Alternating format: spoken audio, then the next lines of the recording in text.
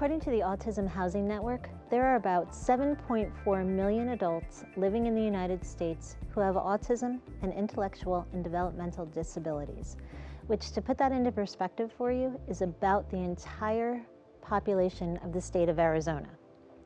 87% of these neurodiverse adults live with their aging parents. So what that means is when their parents pass away, because it is normal to expect our children to outlive us, those neurodiverse adults are faced with losing everything they know: their parent, their caregiver, their home, their safety, and their security. At best, they become displaced, and at worst, they become homeless. Now, all parents watching this knows that parenting is really stressful, and we worry about our children for our entire lives. But I ask that you think about what it's like to be the parent of a neurodiverse adult and how that parent needs to worry and plan for their child's entire life. And what do I mean when I say neurodiverse adult? Well, according to a groundbreaking report recently published by Resnick and Kamika Galloway, neurodiversity is a term used to capture a broad range of conditions and support needs associated with neurological differences. Some people with neurological differences have an intellectual or developmental disability associated with it. Autism, for example, is a neurological condition, as is Down syndrome, cerebral palsy, attention deficit disorder, and epilepsy, to name a few. The housing crisis for adults with neurodiversities is reaching epic proportions. And the question I ask myself is, why? It's not like we haven't seen it done before. A number of places across the United States show us neuro-inclusive integrated housing solutions can be achieved through the development of intentional communities. So why aren't there more of these intentional communities? Well, I believe that in addition to funding, the biggest reason is fear. The family's fear that their adult neurodiverse child cannot make it on their own and that they will become isolated or taken advantage of if they live independently. And partly because the fear of the rest of us who don't quite understand what it means to live in a neurodiverse community. Now, fear is why I'm on this stage today. You see, a few months ago, my son and his girlfriend decided to go looking for an apartment. Now, let me introduce you to them. This is Matt, my son Matthew. He's 25 years old. He volunteers for the Hanover Township Fire Department. He works at the PPL Center in Allentown, and he and Madison are engaged to be married. Let me walk you through their apartment hunting experience. So during a phone call with the building manager, everything was fine. If their credit rating wasn't quite up to par, their parents could co-sign for them, and there were available units. Well, we were all really excited about this, so we all went over to go look at the apartment, and the apartment manager spoke with Matt and Madison. And suddenly, everything changed. We, the parents, could not co-sign for them, and all of those units that were available had been magically rented from the time we made the phone call and the time we showed up to see the apartment. So what had changed? Well, Matthew has autism, and Madison has another neurodiverse condition. And it didn't take long for the building manager to figure that out and to decide that they were not independent enough to live there. Now, I decided not to fight this very obvious act of discrimination because, quite honestly, now I was afraid of what it would mean like for Matthew to live there. I was thinking he could be isolated or shunned, and that the building manager would be watching and waiting for them to mess up, even though lots of 25-year-olds mess up sometimes. Matt and Madison, and literally millions of people like them, adults with autism and other neurodiverse conditions, want the same things we all have: our own home, meaningful employment, friendships and relationships, and to be active and healthy and happy, and to be seen and appreciated. So instead of fighting for what I didn't want, I decided to build what I do want, which is a community for Matt and Madison and others to live in. I found a mission-driven organization and I joined their board. Now, we're not sure of all the particulars yet, but it's a really great group of people, and we're really close to figuring it all out. Our vision is to create the right neuro-inclusive co-housing community, starting here in the Lehigh Valley, where all of its residents, including Matt and Madison, can live as independently and joyfully as possible. Along this journey, we've found quite a few successful neuro-inclusive communities to model. In Phoenix, Arizona, there's an apartment complex that rents its units to adults with autism and adults over 55 who don't have autism. In Richmond, Virginia, there's an apartment complex that rents a third of its units to adults with neurodiverse conditions and the rest of it to the general public. And they also have retail space built in that has a sandwich shop and a health clinic and a beauty salon. Another model being created out in Portland, Oregon is a neuro-inclusive co-housing community.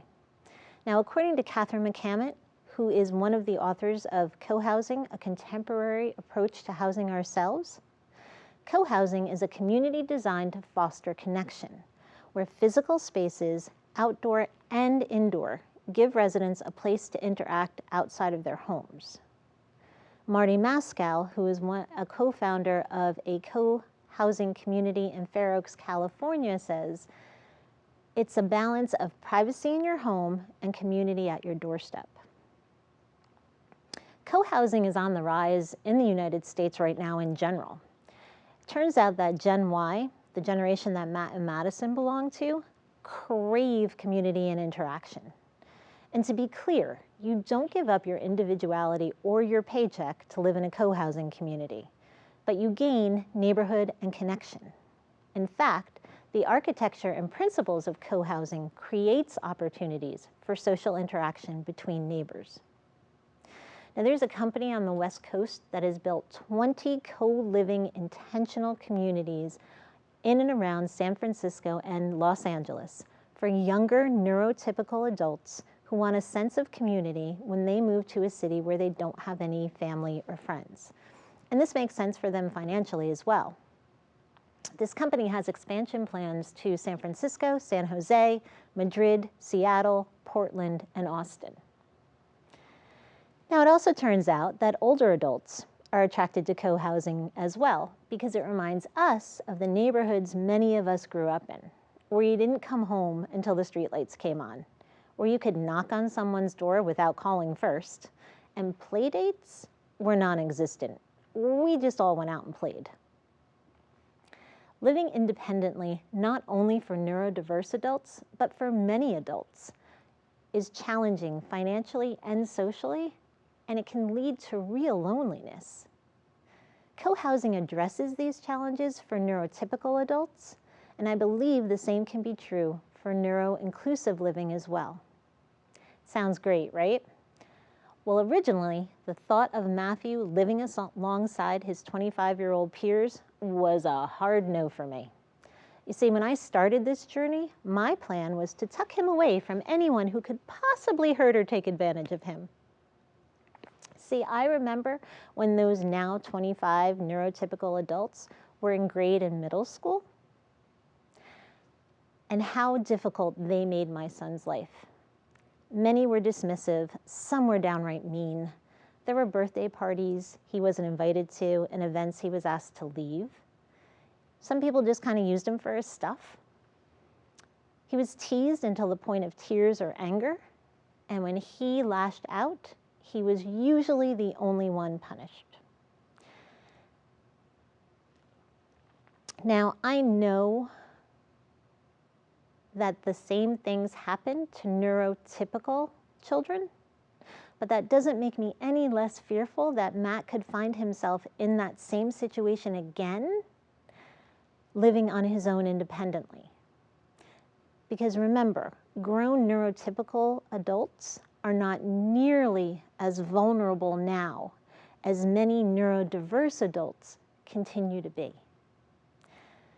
Now, I bring this up because living in an intentional community with this type of diversity is really like anything else. It's human nature to fear what we don't know or understand or can control.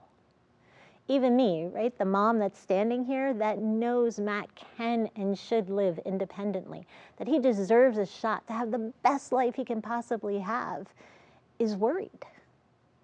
Now, I also know that children grow up and change, and I also believe that people are just more tolerant and accepting of neurodiverse adults now. And I also know that no matter how much we want to protect all of our children, we cannot control everything forever. In a perfect world, Matt will have many years without me to navigate for him. Neurodiverse adults can do great things, and in all honesty, they not only deserve, but they really need to have their parents and the rest of us give them the opportunity to do just that. Now, we know in order to be successful building these communities that they need to be affordable, inclusive, and set up intentionally. Neurodiversity is present in every single social and socioeconomic group in the United States and around the world. And neurodiverse adults are the group most likely to be homeless and jobless. So when creating these intentional communities, which can be an apartment complex, a townhome community, or even single-family homes, thought and planning has to be spent on how to make them affordable, not only for people like Matt and Madison who have parents who can help them financially, but also for those who only have government funding. And we plan to work with the families and the individual to make sure that all available waivers and supports are in place. We also know that starting out, we just cannot be all things to all neurodiverse adults. Right now, we think the neurodiverse adults in this first community will have support needs that range from drop-in to low support. And let me just explain that. Drop-in support is when the person's support need only needs support a couple of times a week, and they can survive a majority of the time on their own. Low support is when the person's support needs are daily, but they also can survive the majority of the time on their own. Now, as we work through the creation of this first community, we plan to work with local businesses and even create our own businesses to provide an opportunity for meaningful employment for the neurodiverse adults that live in these communities. We know that people who live in the communities like the one I've described, whether neurotypical or neurodiverse, report an extremely high level of personal and community satisfaction. They look out for one another. They share meals together. They build community while maintaining their privacy. And in order to meet these goals, we need partners, real estate developers, landowners, colleges, investors, business owners, grant writers, fundraisers, caregivers, and so many others to make these communities successful. Now, my primary purpose for being here is to help you understand the housing crisis that exists for neurodiverse adults. But I wonder, after listening to this, how many of you might be thinking, you could live in a place like the one I've described? One where you can sit on your stoop and have coffee and conversations with your neighbors, where you can watch out for each other and live life with real connections. Now, some of you may not be able to imagine such a place. Some of you might be reliving your own childhood in such a neighborhood. And I would like to ask you, can this neighborhood exist? Absolutely it can. Can you live in such a neighborhood? Of course. Can your adult neurodiverse child live here? I think so. But I need to ask their parents, do you think so? Now, I truly believe that we are more alike than we are different, and you don't need to be afraid to live next door to Matt and Madison. And we, the parents of neurodiverse adults, don't need to be afraid to let our children live next door to you either. Thank you.